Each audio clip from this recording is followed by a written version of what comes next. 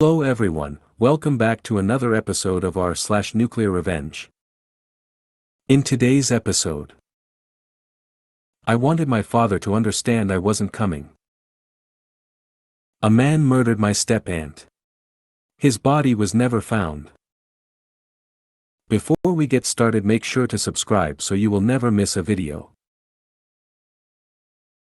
So let's get started.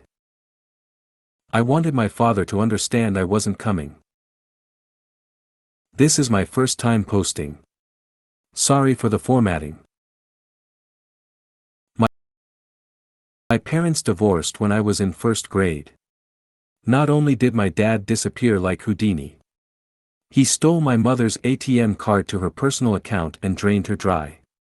My mother, being the saint she is, didn't even bat an eye. She still was cordial to him and never said a negative word about him. To me, my dad, albeit abandoning us, was still my hero. From 1st through 5th grade I had the usual abandoned by dad stories. Maybe 1 or 2 visits in a year and a 50 times of me waiting by the front window with my suitcase packed to go to his house and him never showing up. My mom through all of this was supportive and never said an ill word about him. So he still stayed my hero. When I was in 6th grade my mother finally remarried and my father, who only had a picture of me at 8 months old in his wallet, went ballistic. Did I mention he never paid child support? He would use his father's social, they had the same name, to get away with it. After my mom remarried, he let it be known that I was now my stepdad's responsibility.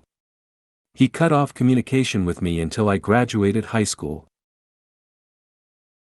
He didn't attend my graduation or send a card. What he did do was write me an email thanking God he no longer had to pay child support. He didn't anyway. What really broke me was his ruthless and brutal attack on my mother. Attacking her weight, looks, teeth, and blaming any perceived negative traits that I had on her. For the first time I realized what an cowardly piece of sh*t he was. I responded in kind. He told me I was no child of his and that I was a waste. After that I vowed that I would hurt him. 10 years later, my father, not interested in my wedding or my son, reached out to me. You see, he is a diabetic, and one of his organs were failing and he didn't have long. He's too far down on the list and he needed someone in our family to donate. Nuclear revenge activated. I answered his email. I met up with him and pretended that I didn't hate his guts. I went and got tested to see if I was a match. I was. Did the therapy and met with doctors and his therapist. We scheduled the surgery.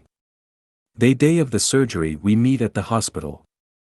I smiled in his face and let him know that I wouldn't be going through with the surgery. I watched the confusion line his face. I just wanted you to know that you're no father to me and you're a waste. I left the hospital and drive home. My mom was pretty annoyed with me that I took it that far. My father is dying and I will be attending the funeral out of spite. And I will let everyone know what a piece of sh*t he was. Edit 1, this really blew up. For those questioning my actions I will give further detail. My father is semi-obsessed with my mother. His attachment to us was only in his perceived ability to get back with my mother. In the beginning he would call and make plans to see us. And just not show up. My mom would have to make up excuses. He has been married over 4 times and supports and loves his step-kids without a thought to us. Once my mother remarried he was done with us. He kept in contact with my mother through email but had no interest in talking to his children. I have reached out to him before. To invite him to my graduation, to let him know of my marriage, and that he was a grandfather. All I got back was pictures of his new wife's kiddos. Upon getting to know him after agreeing to donate, I went to one of his therapy sessions at his request. There I heard the story of the true reason he contacted me. I listened as he lamented about his impending death. how he was resigned to his fate. Only to have his new wife remind him of his former kids and maybe one of them will donate. And he got excited because he had forgotten all about us. And it was like hope renewed. Do you know how shitty it is to listen to the person who is responsible for your very existence talk about forgetting your very existence? Like I was a pair or sturdy old boots that gathered dust in the back of the hall closet. Now rediscovered I was to be warned to go shovel shit. I knew then I wasn't going to give him anything. Edit 2, I'm not worried about a will or being left anything. He had nothing to leave. He's the male equivalent of a gold digger. He only marries women who can take care and support him as he mooches off of them. He stole thousands from my mother and she didn't press charges because she didn't want her children's father in jail. My mother was his first wife and he learned his lesson not to have kids of his own but to move into ready-made families. His ex-wives and their children have nothing nice to say about him.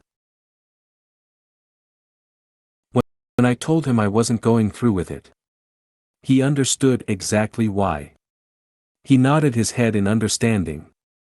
I already was approached for money to contribute to the funeral and I will.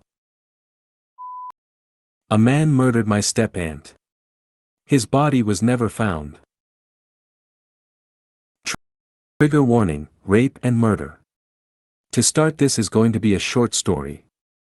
This isn't my story but my stepdad's. He didn't go into much detail so I can't.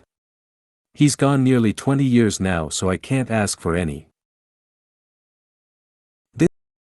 This story occurs in the 1950s when he was a teenager in small-town Michigan, USA. My stepdad had a younger sister, and one night she went on her very first date ever with this guy she really liked from school. Dad said she was so excited and spent hours getting ready. She never came home. That night she was raped and murdered. The date denied any wrongdoing and the police didn't charge him, but he was the last person she was with so everyone assumed they knew what happened. Some of my dad's friends decided to take matters into their own hands. He said he wasn't with them, and I believe him, but he knew the lake they dumped his body in. He told us that when he left to go to Nam in '59 there had been a few attempts to drain the lake but none had succeeded. Dad was a Native American and said that he thought the spirits didn't want the man's body to be found.